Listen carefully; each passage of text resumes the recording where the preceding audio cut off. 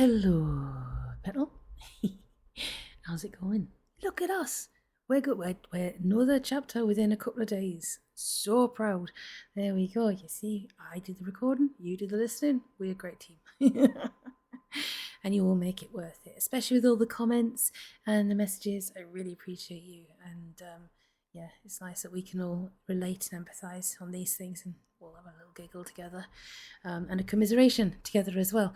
So yes, we got this. As ever, I know you probably get sick of me asking this or saying this, but if you could hit the notifications bell if you haven't already. Sometimes people get unsubscribed and they don't realise it. So if that is the case, please subscribe, like and share if you want to. You don't have to, but it's always good. It's been the last couple of days have just been the most clumsiest days you can imagine. You know, one of those days when you kind of like you stub your toe and it's normal, you don't even think to check it, and you're like, yeah, it's always fine. And then you look down and you're like, oh dear. Now, some of you might know, some of you might not know. I actually had a bit of an accident a few years back where I smashed up my foot. So I had to have the joint rebuilt, and the surgeon was like, this is all through COVID, all this sort of thing, so it was put off for a long time, wasn't diagnosed for a long time, you know, don't want to bother anybody. And the surgeon, when we finally got around to doing it, he's like, yeah, well, I was going to try and give you some flexibility in that foot, but when I went into the joint, it would have just gone poof. That was his actual description of the joint in my foot. So I was like, okay then. But I digress. The thing is, that was the toe I stubbed. Now, it didn't break the toe or anything like that, but it did do the most horrible thing to the nail. And you've all been through it, I'm sure, where you've stubbed your toe so bad it pulls back the nail. Yeah. And of course, I'm on warfarin. Yeah, it was fun. Not. Oh my goodness, you have to chuckle at these things.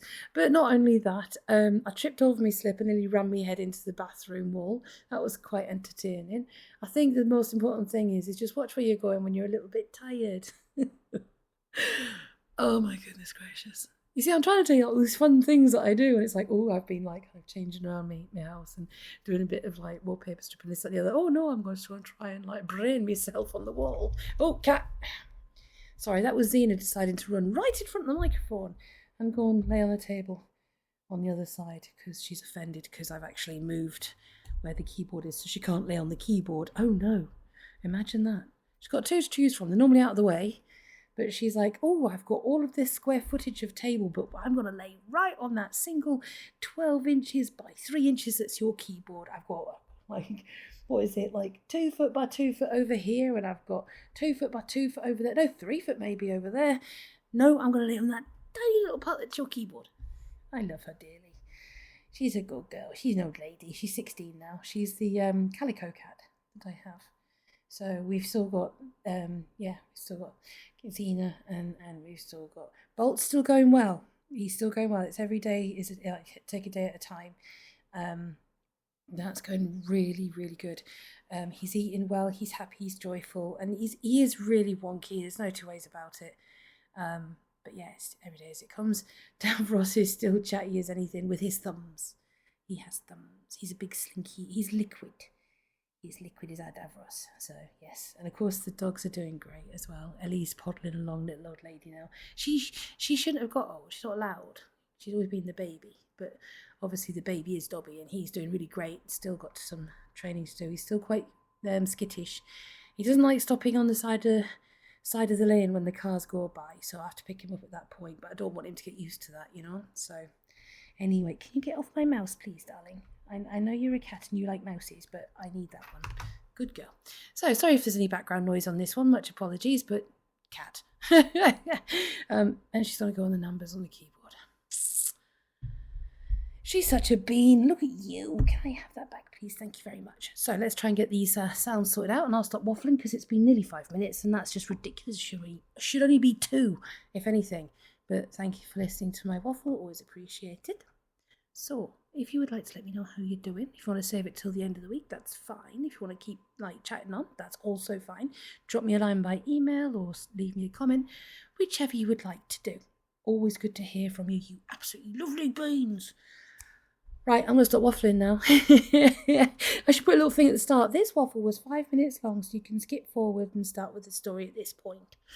Right, my lovely, lovely, lovely beans. It is chapter 9 of Another Fine Myth by the wonderful Robert of Aspirin. To function efficiently, any group of people or employees must have faith in their leader, Captain Bew, retired. Yes, Throckwaddle. If anything, Oz's voice was even more menacing than the Imps. Why didn't you tell me about the DeVille? It must have slipped my mind, I mumbled. With a massive exertion of self-control, I shot my most withering glare at the Imps, forcing myself to ignore the menace of the crossbows. I was rewarded by seeing them actually look guilty and avoid my gaze. Slipped your mind? I said it slipped your mind. More likely you were trying to hold back a bit of information from me, Aahz said accusingly. Well, now that it's out, let's have the rest of it. What about this DeVille? Ask Brockhurst, I grumbled. He seems to be eager to talk about it. Well, Brockhurst? Aahz turned to him. The imp gave me an apologetic shrug as he started. Well, I guess I've already told you most of it. There's a DeVille, Frumple, in residence in Twixt. He goes under the cover of Abdul the Rug Merchant, but he actually maintains a thriving trade in the usual diva manner, buying and selling across the dimensions. What's he doing in Clar? Aahz interrupted. There's not much business here. Isn't it a little slow for a DeVille's taste? Well, Throckwaddle said. Brockhurst broke off and shot me a look. Go on. Tell him. I tried to sound resigned. Well, the imp continued, rumour has it that he was exiled from Diva and is in hiding here, ashamed to show his face in a major dimension. Barred from Diva? Why? I said, why? What did he do? I was glad Aahz asked. It would have sounded strange coming from me. Throckwaddle wouldn't tell us. Said Frumple was sensitive on the subject and we shouldn't bring it up. Well, Throckwaddle? Aahz turned to me. I was so caught up in the story it took me a few beats before I remembered that I really didn't know. I can't tell you, I said. What? Aahz scowled. I began to wonder how much he was caught up in the story and had lost track of the realities of the situation. I learned his secret by accident and hold it as a personal confidence, I said haughtily. During our travels these last few days, I've learned some rather interesting items about you and hold them in the same esteem. I trust you will respect my silence on the matter of Frumple, as I expect others to respect my silence about those matters pertaining to you. Okay, I said okay. You made your point. Aahz conceded. Say, Throckwaddle, Higgins interrupted. I would suggest we all shed our disguises like our friend Pervect here has. No sense in using up our energies keeping up false faces amongst friends. His tone was casual, but he sounded suspicious. I noticed he'd not taken his hand off his crossbow. Why? Argued Brockhurst. I'd prefer to keep my disguise on at all times when in another dimension. Lessens a chance of forgetting to put it on at a crucial moment. I think Higgins is right, Aahz stated, before I could support Brockhurst. I, for one, like to see the true faces of the people I'm talking to. Well, grumbled Brockhurst, if everyone is going to insist. He closed his eyes in concentration, and his features began to shimmer and melt. I didn't watch the whole process. My mind was racing desperately back to Garkin's hut when Aahz held up the charred face of the assassin. I hastily envisioned my own face next to it and began working, making certain obvious modifications to its appearance to repair the fire damage. When I was done, I stuck a peek out of one eye. The other two had changed already. My attention was immediately drawn to their complexion. Theirs was a pinkish red, while mine wasn't. I hastily reclosed my eye and made the adjustment. Satisfied now, I opened my eyes and looked about me. The other two imps now showed the apparently characteristic pointed ears and chins. Aahz looked like Aahz. The situation had completely reversed since the imps had arrived. Instead of being normal, surrounded by 3 disguised demons, I was now surrounded by 3 demons while I was disguised. Terrific. Oh, that's better, chortled Aahz. You know, Thruckwaddle, Higgins said, cocking her head at me. For a moment there in the firelight you looked different. In fact... Come, gentlemen, Aahz interrupted. We have serious matters to discuss. Does Istvan know about Frumpel's existence? I don't believe so, answered Brockhurst. If he did, he would have either enlisted him or had him assassinated. Good, exclaimed Aahz. He said he could very well be the key to our plot. What plot? I asked. Our plot against Istvan, of course. What? Exclaimed Higgins, completely distracted from me now. Are you insane? No, retorted Aahz. But Istvan is. I said Istvan is. I mean, think. Has he been acting particularly stable? No, admitted Brockhurst. But then neither is any other magician I've met, present company included. Besides, Higgins interrupted, I thought you were on your way to help him. That's before I heard your story, Aahz pointed out. I'm not particularly eager to work for a magician who pits his own employees against each other. When did he do that? Higgins asked. Aahz made an exasperated gesture. Think, gentlemen, I said think, use your minds. Have you forgotten our stony-faced friend there? He jerked a thumb at the figure in the unicorn. If you recall your tale correctly, his words seem to imply he had been sent by Istvan to intercept you. That's right, said Brockhurst. So? What do you mean, so? Aahz exploded.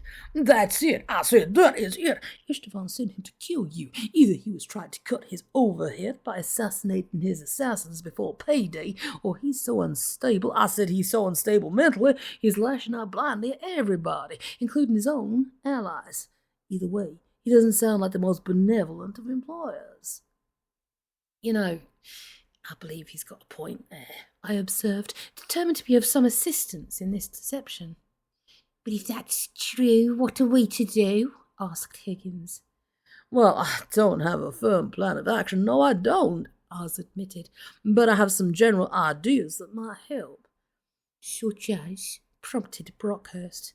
You go back to Istvan. Say nothing of all your suspicions. I said say nothing of those suspicions. If you do, he might consider you dangerous and move against you immediately. What's more, refuse any new assignments. Find some pretext to stay as close to him as possible. Learn all about his habits and weaknesses, but don't do anything until we get there. Where are you going? Asked Higgins. We are going to have a little chat with Frumpel. If we're going to move against Istvan, the support of a Deville could be invaluable. Probably unobtainable, grumbled Brockhurst. I've never known a Deville yet to take sides in a fight. They prefer being in a position to sell to both sides. What do you mean, we? Asked Higgins. Isn't Thruckwaddle coming with us? No. I've developed a fondness for his company. Besides, if he doesn't agree to help us, it would come in handy to have an assassin close by. Frumpel's too powerful to run the risk of leaving him unallied to help Istvan. As Aahz was speaking, Brockhurst casually leaned back out of his line of vision and silently mouthed the word pervert at Higgins. Higgins quietly nodded his agreement, and they both shot me sympathetic glances. Well, what do you think? Aahz asked in conclusion. What do we do with him? Higgins indicated the Quigley statue with a jerk of his head. We'll take him with us, I chimed in hastily. Of course, agreed Aahz, shooting me a black look. If you two took him back to Istvan, he might guess you suspected his treachery. Besides, I added, maybe we can revive him and convince him to join us in our battle. I suppose you'll be wanting the antidote, then, Higgins sighed, fishing a small vial from inside his cloak and tossing it to me. Just sprinkle a little on him and he'll return to normal in a few minutes. Watch yourself, though. There's something strange about him. He seemed to be able to see right through our disguises. Where's the sword you were talking about? Aahz asked. It's in his pack. Believe me, it's junk. The only reason we brought it along was that he seemed to put so much stock in it. It'd be curious to find out what he thought it was when we revive him. Well, I believe it just about covers everything. Brockhurst sighed. I guess we get some sleep and start on our respective journeys first thing in the morning. I suggest you start your journey now, Aahz said pointedly. No, Brockhurst exclaimed. But it's the middle of the night, Higgins pointed out. Might I remind you, gentlemen, that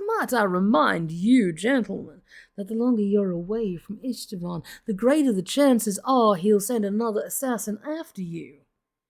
He's right, you know, I said thoughtfully.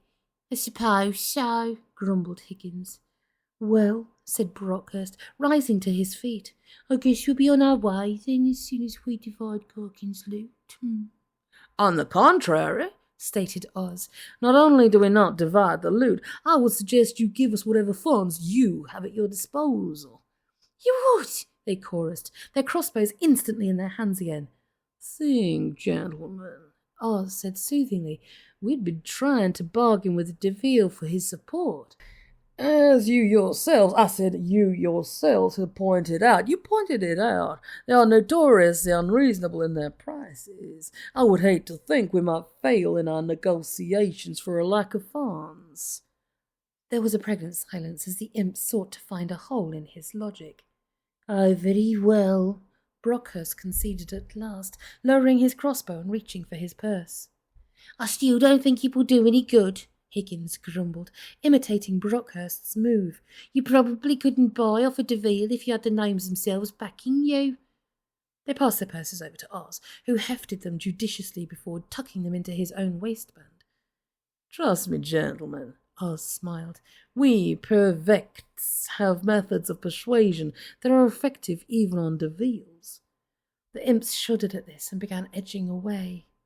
Well, I guess we'll see you later, Higgins mumbled. Watch yourself, Throckwaddle. Yes, added Brockhurst, and be sure when you're done the Deville is either with us or dead. I tried to think of something to say in return, but before anything occurred to me, they were gone.